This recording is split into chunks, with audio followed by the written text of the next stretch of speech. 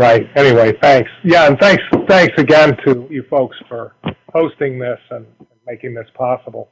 I'll just lay out right away that we've had a very intense observing campaign since the end of 2016.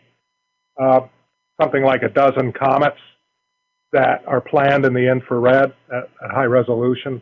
But I'm stepping back in time. This is from 2014. So it's 3.5 years or more ago.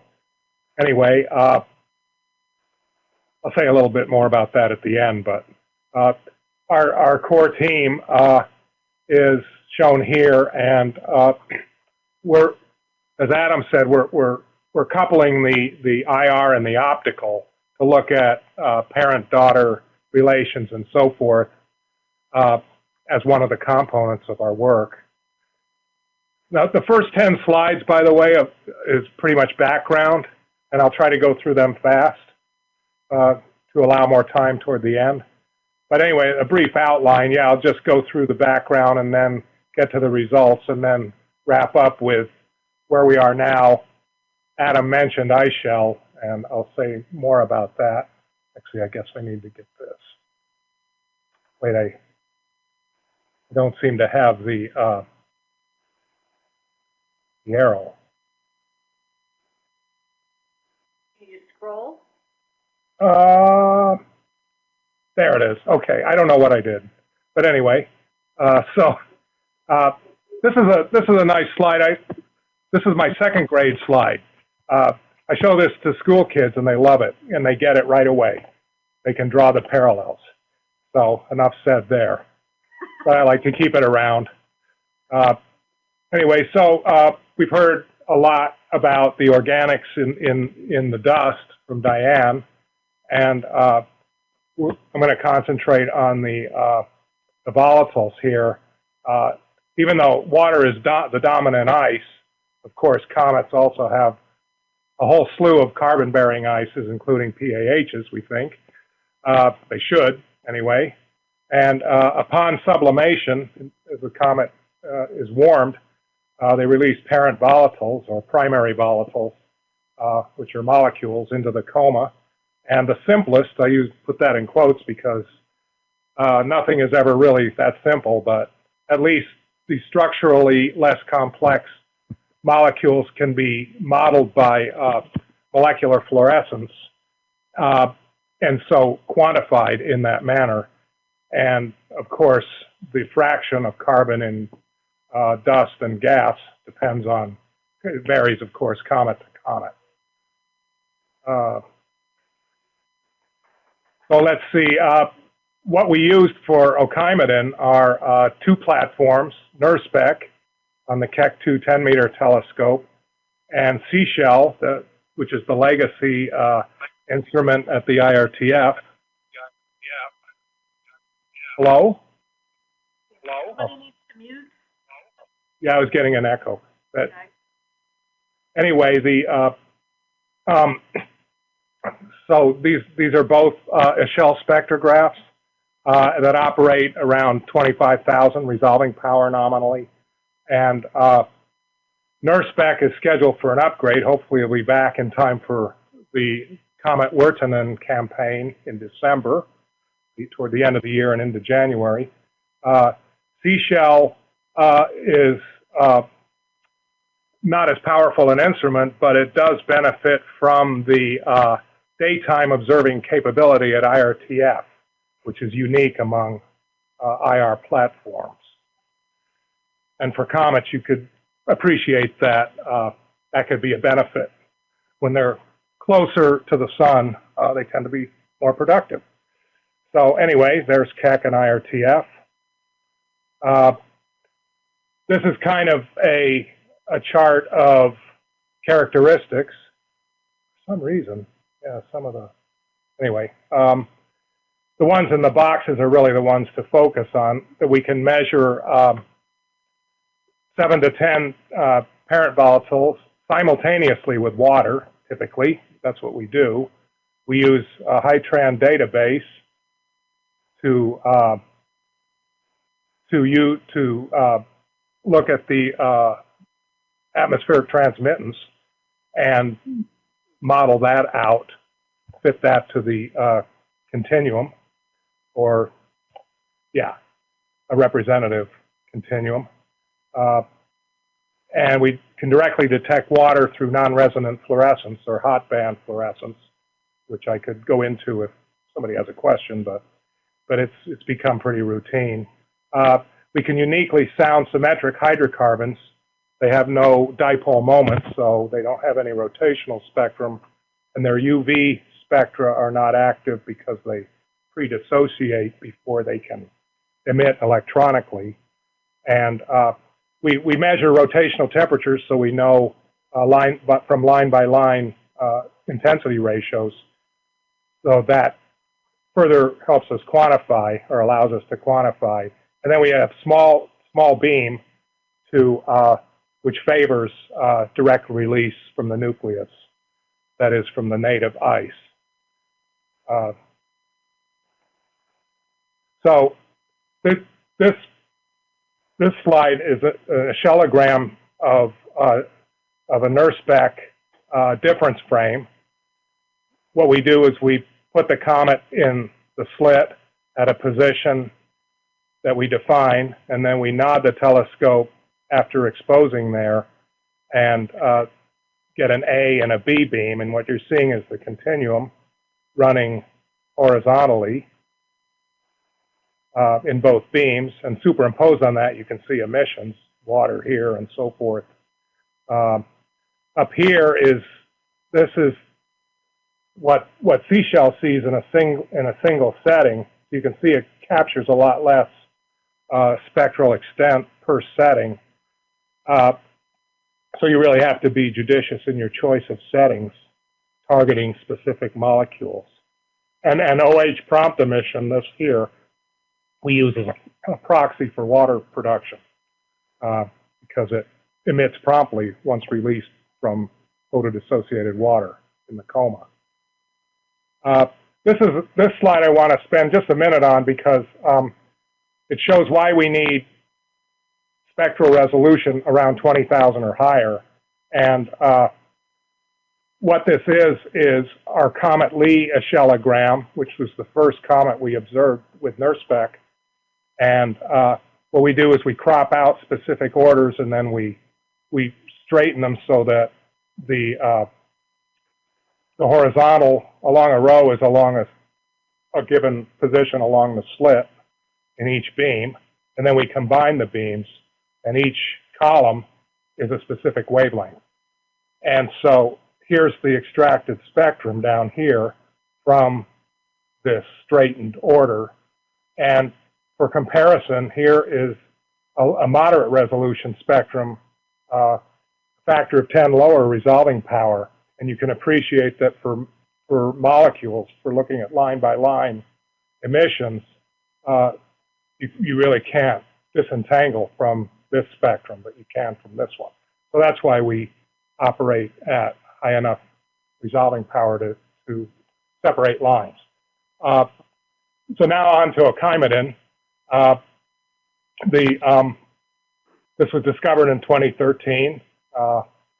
We observed it a few weeks before perihelion, and its original semi-major axis is large enough so that if you go 1 over A0, that's just barely larger than 10 to the minus 5 inverse AU.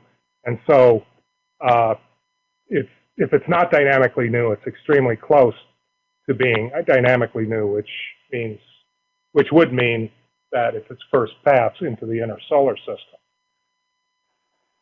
But so anyway, we have NIRSpec observations on 2 consecutive dates here, pre-perihelion, and then a few days later, 3 dates with Seashell. And with NIRSpec, we were able to quantify 8 trace parent volatiles. Most of them are organic, are carbon bearing, except for ammonia. But since it was closing in on the sun, we only had the last hour plus of the night. So we really had to found on settings, and we did 2 settings each night. And with seashell, we did all daytime and sounded CO and water simultaneously. So, Mike, I think we yes. need to pick up the pace a little bit, if you could. Yeah, I'm almost, yeah, right, thanks. These are M-band spectra here. Previous one was, should have been the L-band, did I? Yeah. So these are L-band sounding various molecules. The gold trace is the modeled continuum, and then you subtract that, and you model what's left, and then residuals should be 0.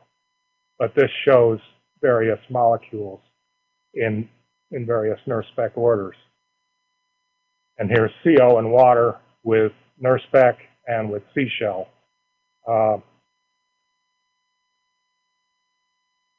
And the water production was fairly flat. It agreed with the SWAN measurements.